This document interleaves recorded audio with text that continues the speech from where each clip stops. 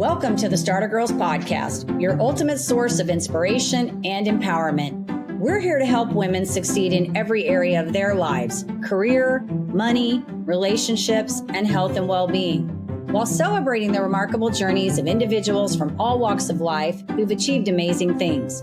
Whether you're looking to supercharge your career, build financial independence, nurture meaningful relationships, or enhance your overall well-being, the Starter Girlz podcast is here to guide you. Join us as we explore the journeys of those who dare to dream big and achieve greatness. I'm your host, Jennifer Loading, and welcome to this episode. All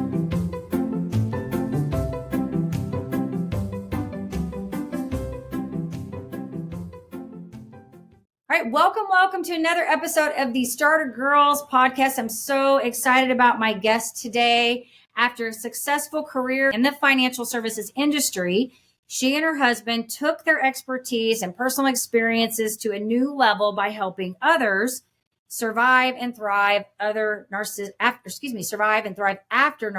abuse. Jennifer can't talk today. In just 1 year, they amassed over 275,000 social media followers. Their live events now average over 20,000 views, and they have guided thousands from victimhood to empowerment through their masterclass, their ebook, their online courses, webinars, and one-on-one coaching. And their podcasting journey, of course, began with these impactful live events, showcasing their engaging and supportive interaction with their audience. And so I am so excited to chat. We get to chat with one of the two in that couple today. Super excited about it. But before we do that, we need to do a quick shout out to our sponsor. This episode is brought to you by Walt Mills Productions. Need to add excitement to your YouTube videos or some expert hands for editing? Look no further. Walt Mills is the solution you've been searching for. Walt is not only your go-to guy for spicing up content, he's the force behind a thriving film production company with numerous titles in the pipeline. Always on the lookout for raw talent, Walt is eager to collaborate on film and internet productions. With a background deeply rooted in entertainment and promotion, Walt Mills leverages years of skills to give you the spotlight you deserve.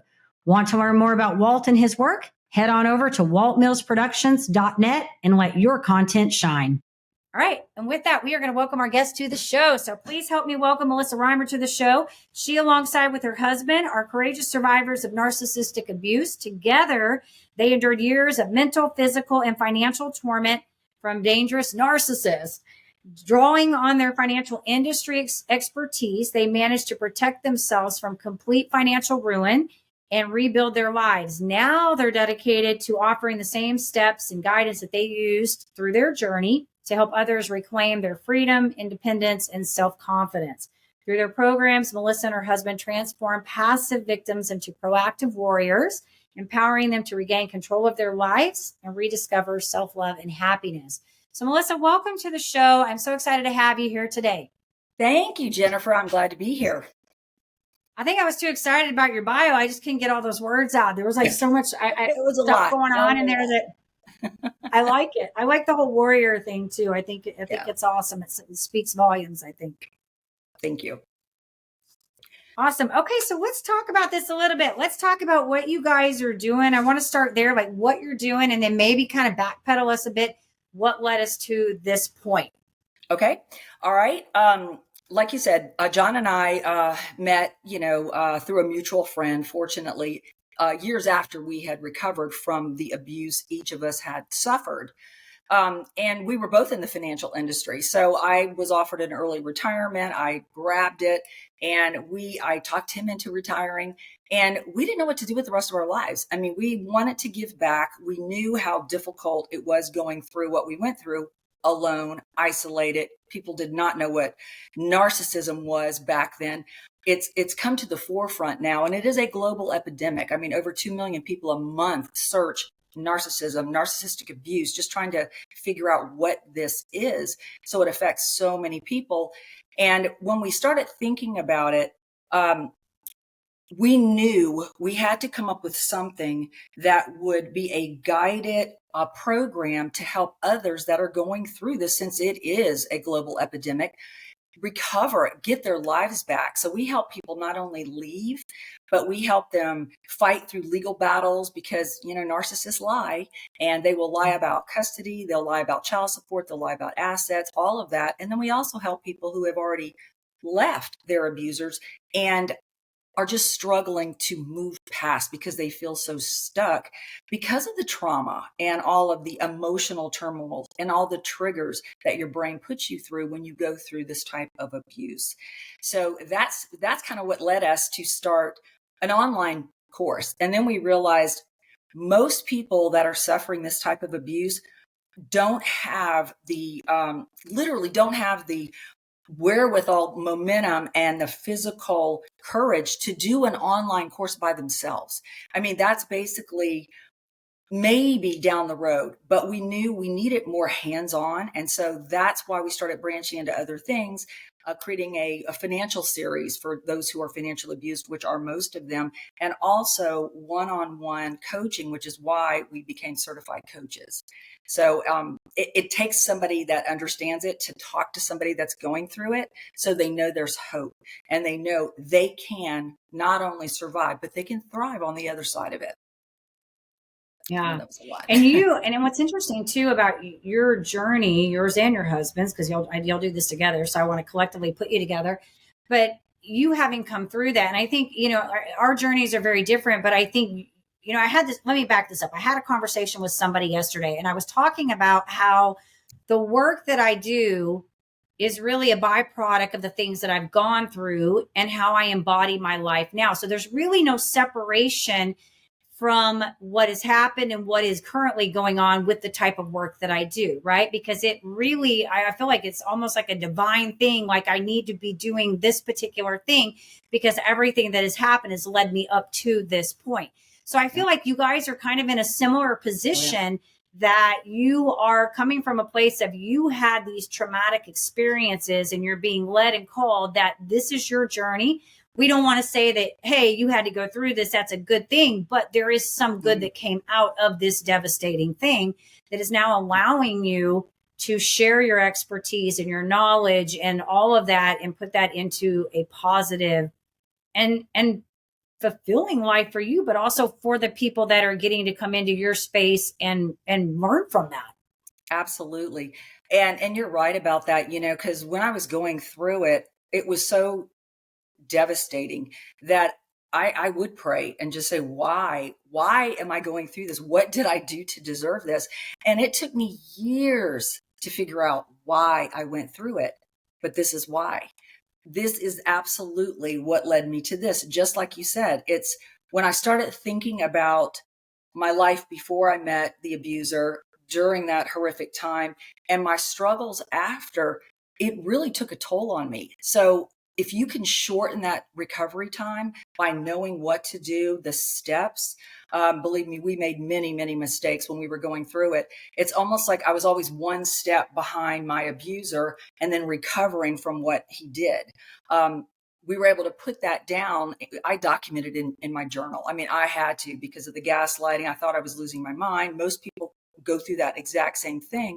So I started journaling. So going back through those journals have been really triggering for me, but it also was a way for me to go, you know what? If I would have known this, I could have done this beforehand. That is how we created this course. It's taking the step back. So instead of always being one step behind, you're in front of your narcissist and you're almost able to expect what they will do or what they won't do to protect yourself. So narrowing that awful journey for people is definitely fulfilling. I mean, it's what, keeps us going every day. Yeah. And I imagine too, listening to you, you gave me chills in the very beginning because I can feel your passion in it. And I always know when people are like, it hits me when I know people are kind of in their space.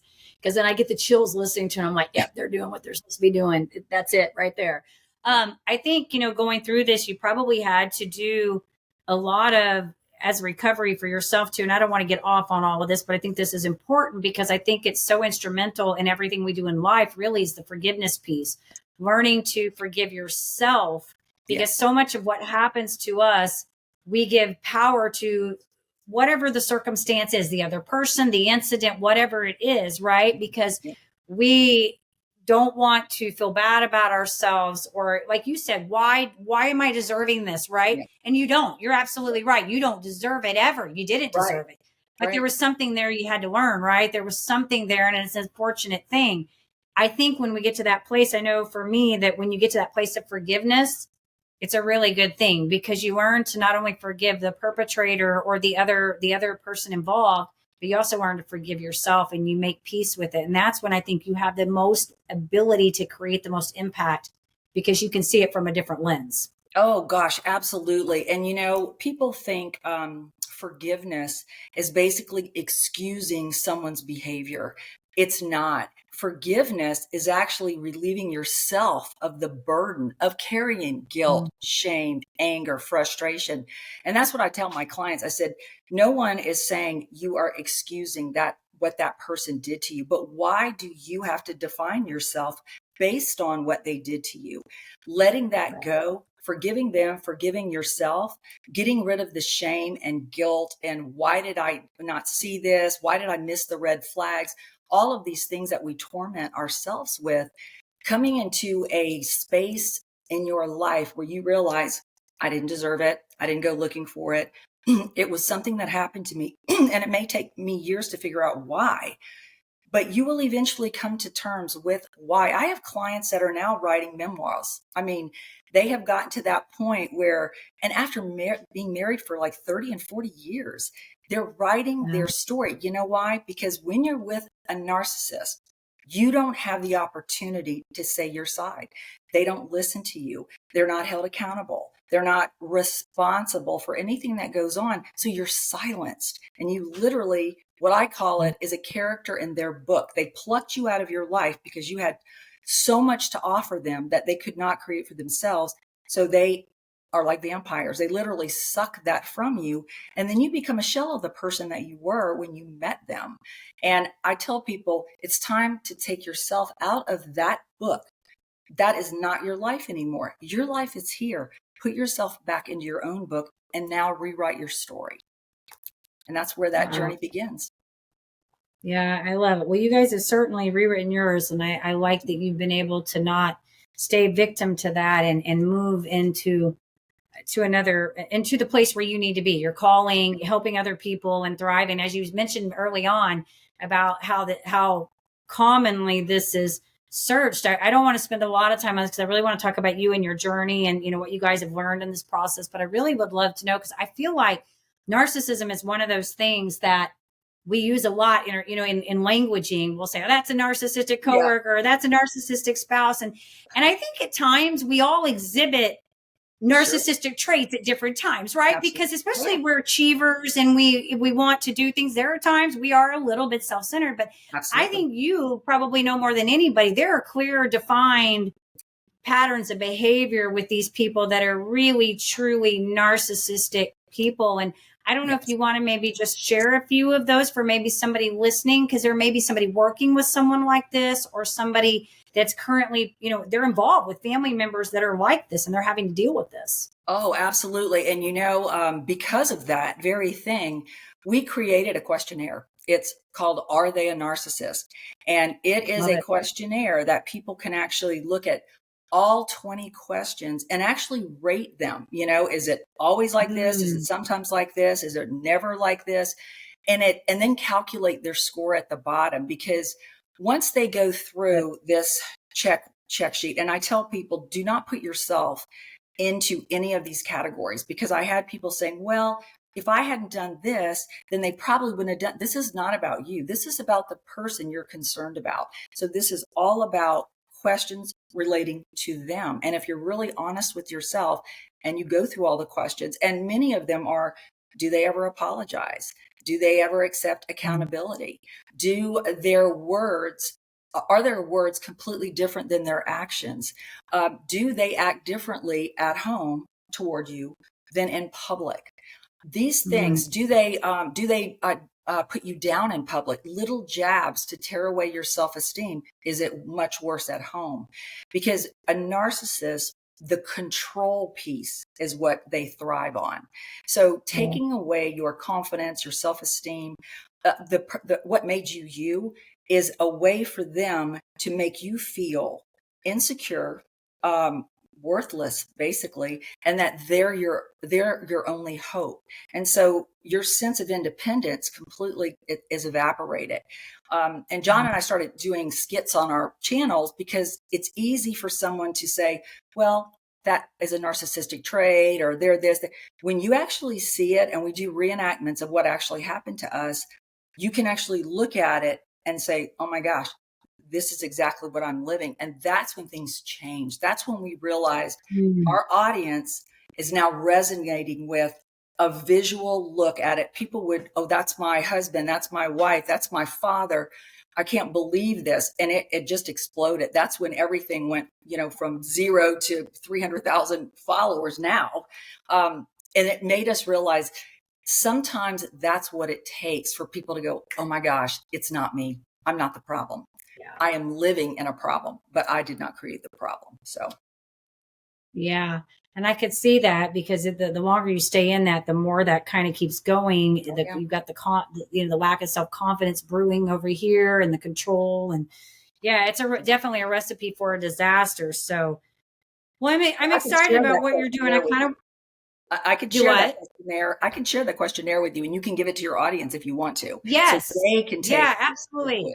I'll do that. I would love to just see it. I want to see it for myself. Just I listen to stuff like, I want to look at that. But no, that would be great, because anybody that's sitting in that position, like I said, they may be working with somebody. It may be a friend. It may be a spouse. It may be a family member. And they may be thinking, is that really what's going on? And they're kind of questioning, themselves. So I'm glad that you said you put that together. So, yes. So I do want to switch gears. I want to talk a little bit about your entrepreneurial journey, what you guys are doing. And thank you for sharing all that. I wanted to get that in there because I feel like that's an important part of what you guys are doing and what you embody. And it's why you're doing so well, because it's clearly a topic that people are interested in learning about and knowing.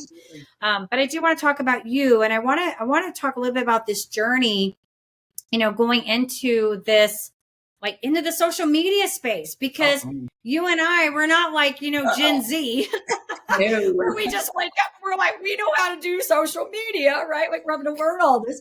And so I just want to know from the business perspective on your side, like maybe some of the things you guys have had to kind of learn to work through. Is it the social media? There are other parts of this, but what have been some of the big things you guys have had to really work through to help build your brand and your following and what you're doing? Well, the social media was, when I say a tough journey, I broke a lot of equipment because I would just sling it across the room. And normally I don't have this rage temper, but my husband's like, honey, I'm not sure if this is good for you, to be doing social media.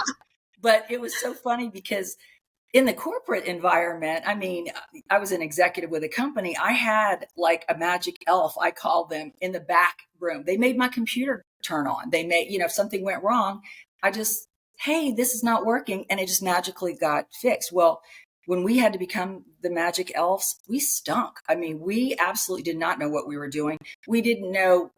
We had such a small presence on social media. I think I had 3 followers and they were my family. And so going in front of a camera, when I go back and look at my original videos, I cringe. I'm like, oh my God, why didn't someone tell me that?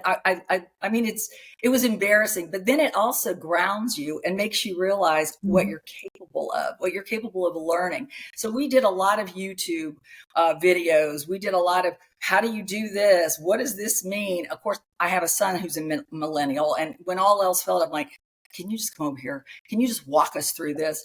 And so he would laugh, but he's definitely been one of our biggest fans. But the social media, the technology, things like that. But social media is a way to get your word out. And when you think about people, everyone's gone through something. And if you've gone through an extraordinary situation and you came out better on the other end, sharing your message is probably the best and most rewarding thing you can do, because you're helping others in that same environment. And people can do it. You just have to have the courage to just step a little bit off that cliff and not worry about falling. And if you do, and if you fail, who cares? Just go back and correct it. Don't try not to make the same mistake again. But it's been an interesting 18 months, from having somebody else handle all of it to 100% us. So we have definitely Yeah. learned a lot. Entrepreneurs, are you ready to level up your leadership skills? Tune in now for an exclusive offer designed just for you. This is my time. Did you know 63% of consumers prefer businesses aligned with their values? Recognizing your core values isn't just vital for business growth, it's the bedrock of effective leadership.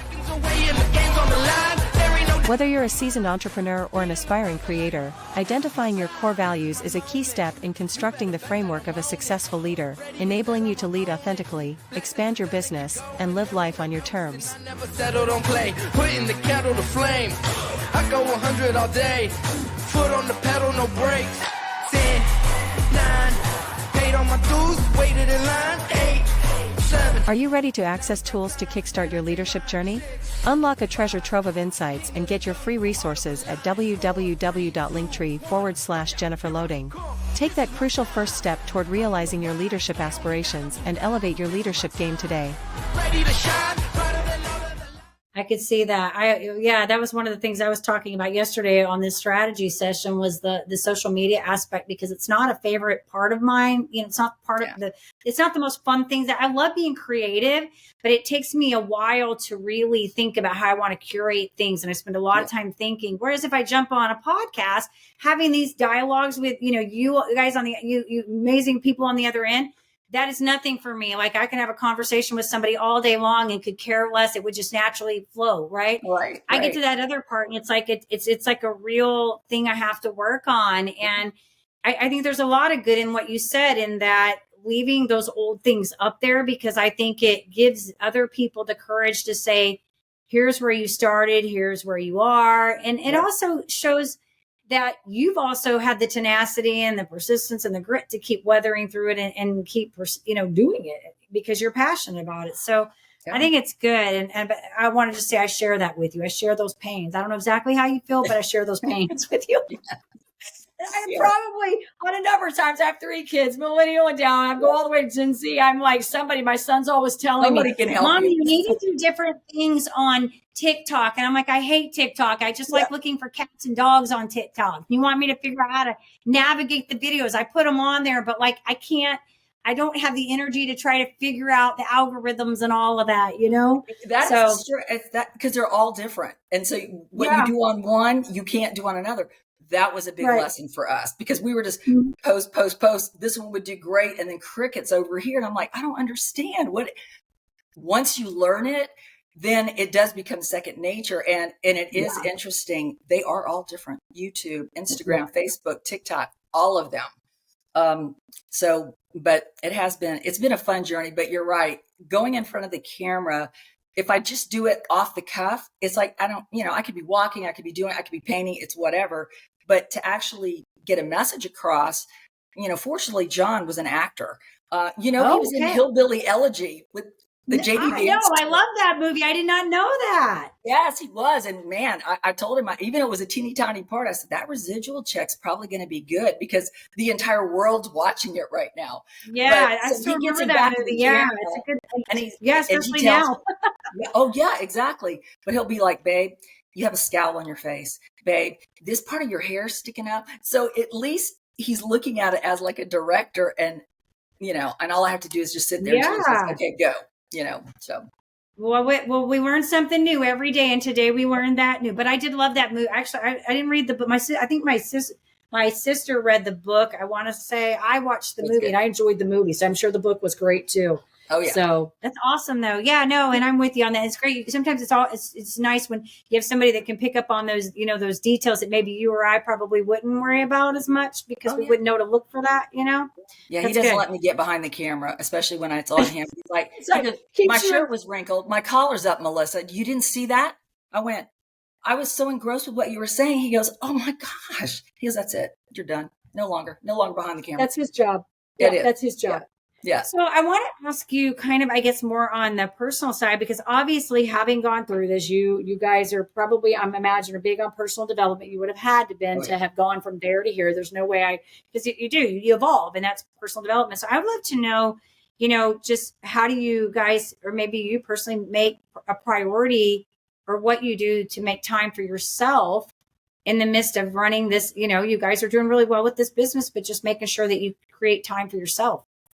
And you can get so absorbed in a path that you lose sight of it. Especially when we went through the abusive relationship, you lose everything about yourself.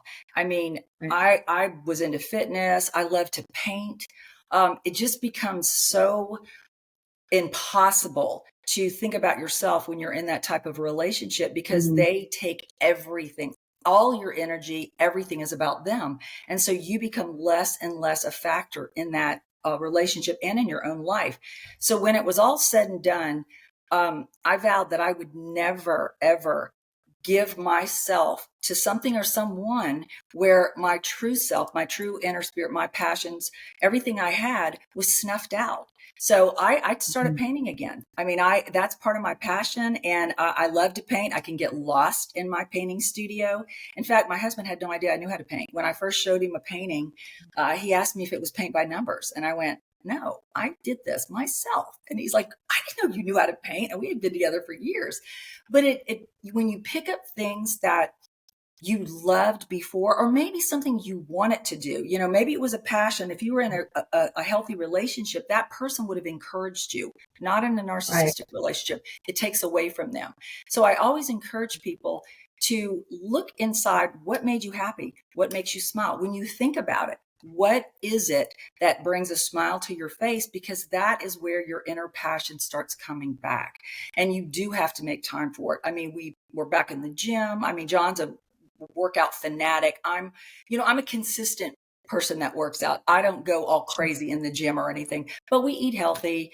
Like I said, we love to read, we love to travel. So you do have to mix those things into your Mhm. life. Otherwise it becomes mundane and monotonous, and you lose your spirit, And so keeping that fire alive keeps your spirit alive. And so digging down deep and finding it and rediscovering it is part of our recovery program. Actually, it's Yeah. rediscovering your passion as part of when you're out of the relationship and you're stuck and you want to move forward. Those type of exercises really come into play because it retrains your brain to think outside of living in your past. So Mhm. And yeah, and that's a good point on all of that, because I talk about that too. I always talk about flow, which is the same thing, really. It's finding that thing that lights you up, right? yeah, But it's so much more than even that, because you think about it in terms of like creativity with your work, like mhm, idea generating. It's a conversation that I get in with people a lot. Like they'll say, "I don't have time to do these things that I enjoy doing," and I'm like, but you really don't have time not to, because it's right. really stunting your ability to be creative and work Mhm, effectively. Because when you get lost in those moments of, I don't know what you want to coin the term, it's like bliss, like you lose track of time. You're really yep, doing something that you enjoy and you're passionate. It, like you said, it pulls this fire back into you, and it allows you to show up differently in the other facets of your life. So you are absolutely. happier, when you show up for your relationships, or when you go to work, or you just come in a different kind of happiness, I think. I agree. I totally agree. And people need to know they're worth it. It's not being Yeah. selfish. It's actually, like you said, it's creating a better version of yourself. So you are more creative. You are more engaged. You are a better listener. You're a better speaker. You actually can absorb things better because your brain is not so preoccupied with things that maybe don't even matter and they're just holding you back. I call it a cleansing, area where it is time to think about yourself.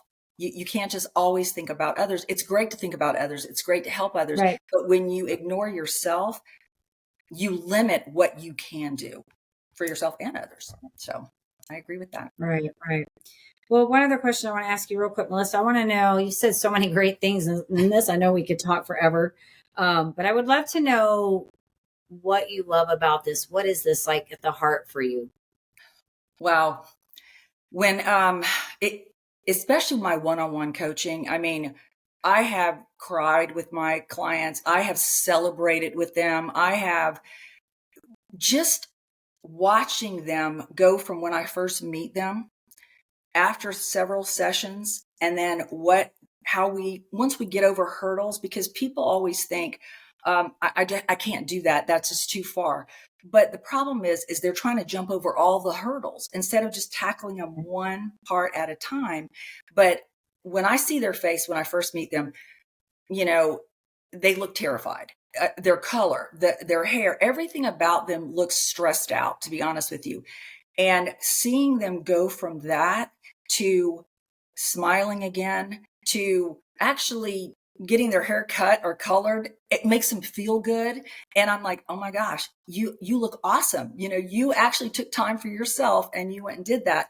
And it's getting the courage back. It's getting the courage to actually get back into their life and start living. But watching that transformation, John and I talk about this at dinner. I'm like, oh my God, guess what? And I'll tell him, because he has a lot of male clients. I do have some male clients, but I'm like, so-and-so did this and now they're this, or getting out of it. And now they are battling, they're standing up for themselves in court. And then even on the other side, once they're out and said, okay, now I'm ready to get back into working out. I want to write a book. I could talk about that all day because it makes me choke up. I mean, the transformation and the hope after the first conversation I have with people, they're like, this is the first time I've had hope, because I know I feel what they feel. I know exactly every word that comes out of their mouth. I know what it means. It's not like, that's just bad for you. I know, I can feel it. Sometimes it keeps me up at night, but watching their transformation go from that to where they can be and where they are, it makes it worth it. It really, really does. I mean, I have clients in Australia. I have to meet with them on a different day. Like I meet with them, it's my Monday night. I know, they're way ahead. Yes.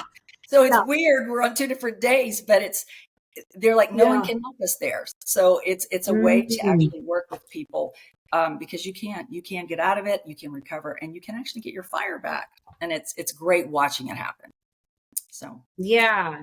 I just thought there's one more thing I want to ask you, because you've said so many great things, and this is more on I want to finish up with this before I have you tell us where to find you, but I want to know any advice, and this is on the business side, because you guys are in sort of in the influencer space, right? Like on the media, social media, all of those things. But I would love to know what your advice would be, maybe for somebody, maybe they have a creative passion. Maybe it's a story, maybe it's something they want to bring to the surface. Any advice that you would lend them for starting out in the beginning as an entrepreneur, taking that idea to fruition? Well, and what I tell people, and of course I'm, an avid journaler. I just love it, but it lets me get things out of my body that I might not think about saying. So what I tell people is just think about what you're passionate about. And I do have some people that say, I don't know what I'm passionate about. You have to actually sit and think about it and close your eyes. Right. What brings you happiness? What brings you smile? What obstacle did you overcome that you're really proud of yourself because you did it? That right there is the start of a business. I mean, when you think about yourself and where you were, what you overcame, how you did it, writing it down, just getting it on paper, that can become a business. You can become a coach like that. You can actually become a storyteller. You can become an influencer. There's influencers that have lost weight. The things that they're doing now are unbelievable. And they started with just telling their story, just their journey. And getting comfortable in front of a camera might take some time. You can practice it. You might never be comfortable with it, but I always tell people, write your ideas down, write down things that, like I said, make you smile, make you happy, make you who you are. And maybe it's something that you had to reach deep inside to get you out of where you were to where you are now. But being able to share that, and you can share anything on social media, and finding the right platform. If you overcame like public speaking, I mean, people have real fears of that. I used to public speak a lot. I would speak in front of thousands of people. I still was terrified when I did it. LinkedIn may be your place because there are so many people that have that same problem. So that's what people have to think about. If you overcame something in your life, there are so many people that are in that same boat right now and don't know how to do it. So being able to express that you will find people that go, oh my gosh, that's exactly what I need help with. And just writing it down gets the ideas here out on paper. And then you can start planning and figuring out where you need to go. Where is your target audience? And Google, I mean, you could search anything on Google to find your target audience under the topic that you feel that you conquered. That right there will give you a place to start. And that's exactly what I did. That's how I did it right there. I love it. Great advice. All good. Yeah. I mean, I think, overall, I think sometimes it's just actually sitting down and writing things down, Yes. right? Like it's just taking the time to get things down. I like to keep like a notebook around or just because sometimes I always get all my ideas in the morning early because I get up really early and I'll get them like when I'm walking the dog or kind of when I'm sitting at, drinking my tea and eating my breakfast. And so I like to write things down right in that moment. So because I forget and then I will be like, what was that idea that I came up with, earlier today? And so yeah, if I get it down and it may not be anything that I end up using for anything, but and sometimes I use it later for something else, but at least I've documented it, as a thought. And I think that's the thing, even with what you're talking about with ideas, I think you just have to get good at doing that, journaling. Yeah, and I recommend that to anyone. I do it. I'll get up in the middle of the night and write a sticky note. Oh my gosh, because I know, did I dream that? What did I say about that? It seemed really good. That